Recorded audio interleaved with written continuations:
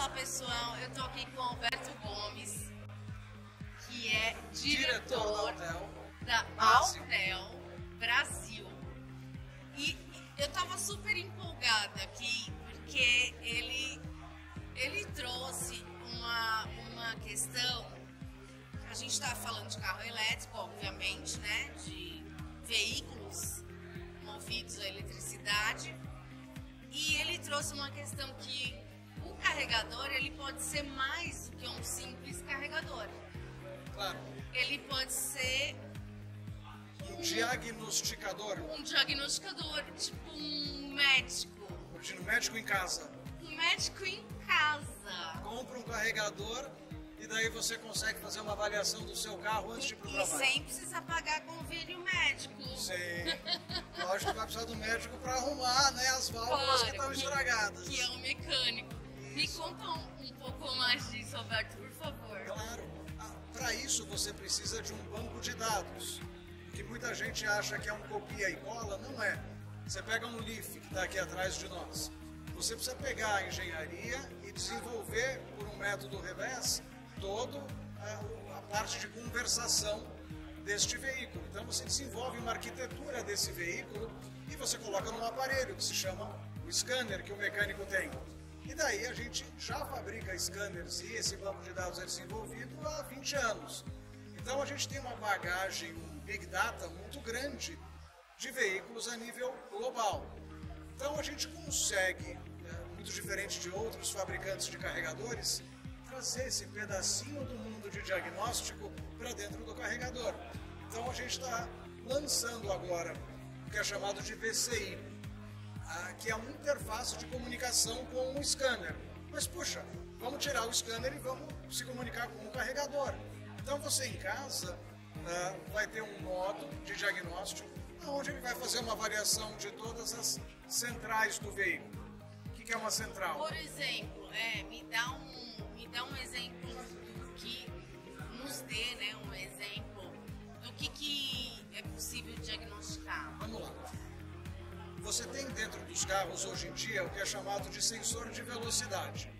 Esse sensor de velocidade ele opera nas 4 rodas e ele manda a informação para uma central. Normalmente é a central do ABS, que todo mundo conhece.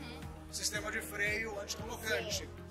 Como você tem um código de falha, ou seja, um desses sensores não está mandando informação, ou você tem uma diferença de velocidade de um central para os demais, já gera um código de erro. Quando o veículo gera um código de erro que é armazenado dentro de uma central, o que acontece? As características dessa central mudam. Ele já não funciona mais o ABS. Então imagina, você tem um códigozinho de falha que aponta para o ABS no seu painel. Você não dá a menor bola. É besteira, isso daqui eu não preciso me preocupar. Mas às vezes é um sensorzinho que não custa nada de velocidade que parou de funcionar. Problema sério, você tem um sistema de frenagem que não está funcionando. A gente está pensando em frenagem, Sim, que é uma coisa sério. que pode ser decisiva. Claro. E o seu sistema, muitos carros colocam em emergência o sistema de transmissão. Você opera só em terceira marcha, por exemplo. Então você vê que hoje os carros estão muito interligados internamente. Então é muito possível você fazer um diagnóstico do seu sistema de ABS, seu sistema de freio, enquanto você está carregando o seu veículo. Só voltando, né? Isso é importante. Que enquanto você está carregando o seu veículo, por exemplo, é diferente de você estar lá colocando uma gasolina. Você está carregando com a eletricidade do seu veículo, ele está sendo diagnosticado. Pois é. Você é rápido, não é? É bastante ligeiro você fazer um diagnóstico. O que é importante é você ter essa informação pronta e rápida, lógico. Então é muito interessante, porque você está carregando, o equipamento já está te dando a informação da saúde da bateria, o SOH. Daí você tem a capacidade de carga da bateria. E outra coisa que é muito importante é a temperatura. Né? Hoje em dia os carros eles são arrefecidos liquidamente, mas os veículos primeiros elétricos que saíram, eles eram arrefecidos por ar. Dava muito problema. E uma vez que a temperatura da bateria começa a subir, você começa a degradar aquela bateria com maior facilidade. Então gestão de temperatura é crítico em carros elétricos, pelo menos até hoje. Sim, até porque a bateria, vamos dizer, é um insumo significativo Claro. aí para você ter um carro elétrico, obviamente, né? Exatamente. E daí vem aquela dúvida, e se eu dirigir mal o meu carro, quem vai arrumar para mim? Será que essa bateria aqui tem vida após vida? Será que eu consigo recuperar essa bateria? Isso é outro aspecto aqui no Brasil, está numa fase muito infantil. Né? A gente estava até comentando um pouquinho, existem órgãos muito fortes no Brasil, como o Senai, que poderia estar instruindo mais reparadores a trabalhar com carros elétricos, mas essa informação é uma informação que você tem que sair do Brasil para trazer. Então a gente oferece na nossa universidade, no Rio de Janeiro, treinamento sobre carros elétricos e híbridos. E nós trouxemos, junto com o parceiro, essa informação de uma empresa americana, que hoje já é parceira da Tesla também. Então a gente tenta levar para o Brasil, porque os alicerces importantes, além de, logicamente, o que a gente falou, alicerces para o usuário que pode enriquecer a experiência dele, mas para esse usuário, na hora que tem que levar o carro para um reparador, Então onde vocês você estão leva? também criando um nicho aí de mercado para engenheiros, para tecnólogos, Sim. voltado a esse tema, né? Mecânicos. Né? Ou mecânicos. Mecânicos em geral. Você vai ter que ter um grid de cobertura bom. Muito legal. Tá? E você precisa instruir essa gente.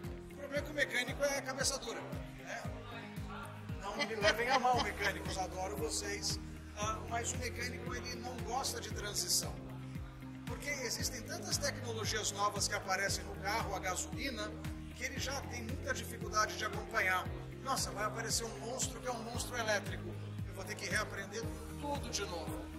E sempre o mecânico sofreu com a parte elétrica e eletrônica. Né? Usar um multímetro, usar um osciloscópio, que é um nome difícil de falar, mas importante, vários diagnósticos. A gente estava conversando sobre o osciloscópio, né? Fala rapidamente pra gente o que é. O osciloscópio ele é um aparelho que tem uma captura muito rápida de informações de um ponto do carro. Pode ser um sensor, por exemplo. Cada componente ele tem o que é chamado de assinatura de onda. É que nem a sua assinatura. Você assina um documento, eu comparo a sua assinatura em cartório. É ela mesma, eu posso aceitar esse documento. Cada componente do carro tem uma assinatura. O osciloscópio ele é que nem aquele joguinho que a gente falou de criança, unipontos. Só que você faz uma captura muito acelerada, gerando muitos pontos, e daí o osciloscópio ele vem desenhando essa onda. Então é um equipamento fantástico, extremamente importante para veículos que têm muita eletrônica embarcada. E daqui para frente, para você fazer uma leitura e diagnosticar se você tem comunicação entre alguns centrais do veículo, só consegue fazer com um aparelho, que é o osciloscópio. Bacana. E só pra gente concluir, Alberto, por gentileza, essa troca aqui no Latam Mobility é importante para vocês por quê? Essa troca, ela demonstra quanto o Brasil quer a mudança para o elétrico. Você vê um grupo de pessoas, eu brinquei lá na palestra e falei, nossa, nós somos guerreiros mutantes, né? Que a gente está tentando colocar alguma coisa diante de uma onda contra. Né? Você percebe o quanto tem de informação que é disseminada no mercado que ninguém comprovou se realmente é aquilo. Então o que acontece? O brasileiro ou aqueles que estão acima adotam uma política de segurança. Desvaloriza 40% o carro elétrico. Pelo menos está todo mundo seguro. Mas de onde veio essa informação? Quem disse que não dá para recuperar uma bateria? Esse tipo de ação é muito importante, porque traz conhecimento para o mercado, dissemina a informação correta para o mercado, faz com que aquele camarada que está pensando em comprar um carro híbrido ou elétrico, de repente, puxa vida, tem um grupo que está trabalhando nisso, está vendo só? Tem solução. Eu posso comprar um carro elétrico híbrido que tem um grupo que está movimentando os alicerces, né? Colocando carregadores, trabalhando a ponta de reparação, trazendo informações para ver qual carro elétrico que eu compro. E cá entre nós, se você vai comprar um carro ou outro, como que você qualifica um carro elétrico que vai te atender bem durante 5, 10 anos, de um para o outro? Como que você faz essa avaliação? povo é leigo, eles não sabem. Bateria elétrica é bateria elétrica. Isso começou a surgir, esse estudo, quando começaram os ônibus elétricos a pousar nas garagens. Porque eles estavam tentando fazer leituras de como que estava aquela saúde de bateria e também a degradação daquela bateria em um período de 5 anos em ônibus. Eles não tinham equipamento para fazer. E descobriram que a Autel disponibilizava essa solução. Então a gente entrou como cooperadores nesse projeto. E qual que é o projeto? Exatamente desmistificar, trazer informação via estatística de leitura de como que os ônibus se comportam na rua. E assim vai fazer com que outros estados, outras cidades se empolguem e falem, puxa vida, agora a gente tem uma solução. Agora, diante do estudo, a gente deveria buscar uma arquitetura de ônibus assim ou assado. Eu sei que eu preciso fazer uma intervenção. A gente é Belo Horizonte, cheio de subida e descida. Eu vou ter que fazer uma intervenção precoce nessa bateria. Mas você, o que garante continuidade, que não pode parar na vida de um ônibus ou de um caminhão. E lembrando da questão da captação do resgate de carbono, né? Eu acho que a gente tem que sempre voltar para isso. Então, eu queria que você falasse, para finalizar um pouco sobre isso, a questão da sustentabilidade. Existem alguns aspectos também que não são conhecidos. Você olha uma cadeia de produção. Lógico, vão ter sempre aqueles adeptos que vão falar, mas olha só, a eletricidade também tem que ser produzida. Se você pegar a eletricidade na China, é uma eletricidade suja. No Brasil a gente tem uma grande vantagem, a gente tem várias matrizes de energia que podem ser utilizadas. É que você precisa olhar a informação e avaliar essa informação. Muitas pessoas não sabem. Vamos dizer uma coisa, você coloca 100 litros de gasolina no seu carro, correto? Quando aquela molécula de gasolina chega e ela vai se transformar em energia para rodar os pneus, as rodas, você sabe o quanto dessa energia você está entregando 100% aqui no motor? Quanto que está chegando na roda? 30%, 40%. Isso poucos sabem. Então você está produzindo gasolina que vai ser levado para uma refinaria, que vai ser trabalhado, vai ser levado para o posto de gasolina, para depois você ter que ir até o posto de abastecimento, ter certeza que os tanques estão bem selados, porque pode causar também uma infiltração e danificar o solo, para você colocar 150 litros de combustível no seu carro, para você utilizar 40% da eficiência daquele combustível. Então, o elétrico não tem isso, você trabalha quase que 1 para 1. Aquilo que você está entregando de energia que está saindo da sua bateria está sendo utilizado diretamente na roda, para tração. Eu acredito muito na utilização da eletricidade, por uma série de motivos. Um, que o fóssil eventualmente se esgota no mundo. Lógico, a gente tem etanol, mas etanol também tem efeitos que contribuem com a poluição, por mais que seja menos. A eletricidade já está presente em todos os lugares, inclusive nesse nosso ambiente. A gravação está sendo feita aqui por meio de eletricidade, onde você colocou numa tomada e você carregou. Então, é muito mais simples, muito mais natural você utilizar uma energia que já está pronta, preparada para você colocar até na sua residência. E se for regulada, ela pode ser mais limpa, né? Sim.